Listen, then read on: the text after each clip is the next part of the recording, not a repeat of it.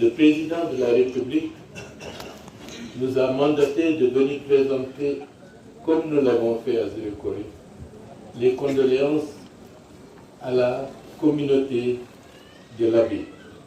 Donc notre message, c'est un message de compassion et de présentation des condoléances.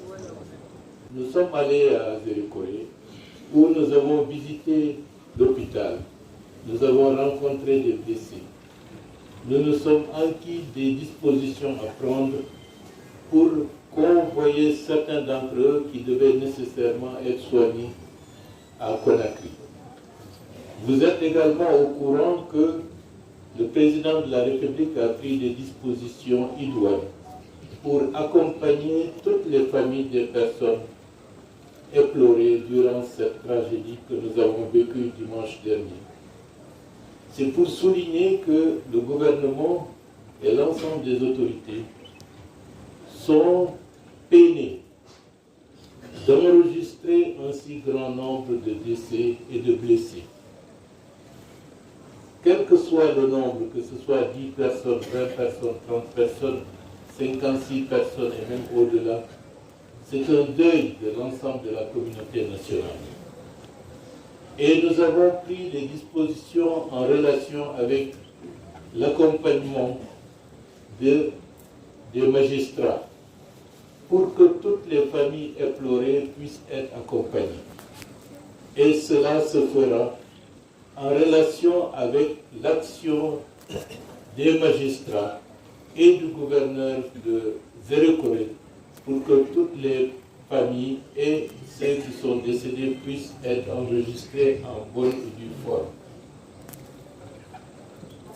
Je dis ça pour dire à tout le monde qu'il n'y a aucun lieu de créer des polémiques inutiles sur le nombre de décès. Même s'il n'y avait que 10 décès, c'était déjà une tragédie et un drame national. À plus forte raison que le nombre déclarés par les services hospitaliers sont de 56 voire de 57 personnes. Ceci est très important de le souligner maintenant. Le deuxième aspect qu'il faut souligner, c'est que la Guinée a subi encore une fois une épreuve douloureuse, tragique. Nous avons enregistré beaucoup de tragédies au cours de notre histoire récente. Mais toutes ces tragédies ne font et ne feront que renforcer notre capacité de résilience pour montrer que c'est les épreuves qui font qu'une identité nationale puisse émerger. Les morts de Zéro-Corée sont les morts pour toute la Guinée.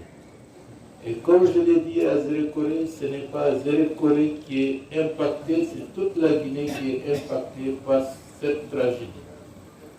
Et la capacité de résilience que les populations, un peu partout, que ce soit à Zéro-Corée, à l'Abbé et ailleurs, ont montré, doit être également l'attitude que tous les responsables, quelle que soit leur sensibilité, devraient avoir pour respecter la mémoire de toutes les victimes, surtout dans cette période de deuil national que le président de la République a décrétée. Nullement notre volonté de taire la vérité.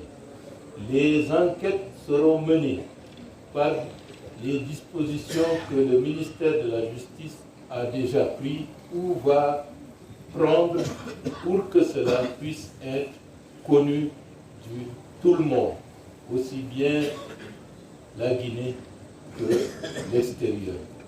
Ce sont sur ces mots que je veux souligner la peine et la douleur que tout le monde a ressentie. Nous comprenons la douleur des pères et des mères de famille qui perdent leurs enfants au moment où cela commençait à être des adultes.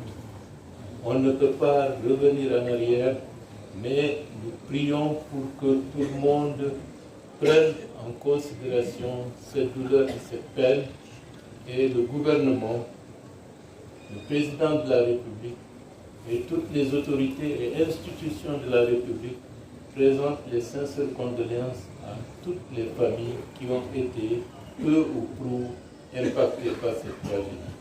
C'est sur ces mots que je clôture en disant: la Guinée résiste malgré les épreuves.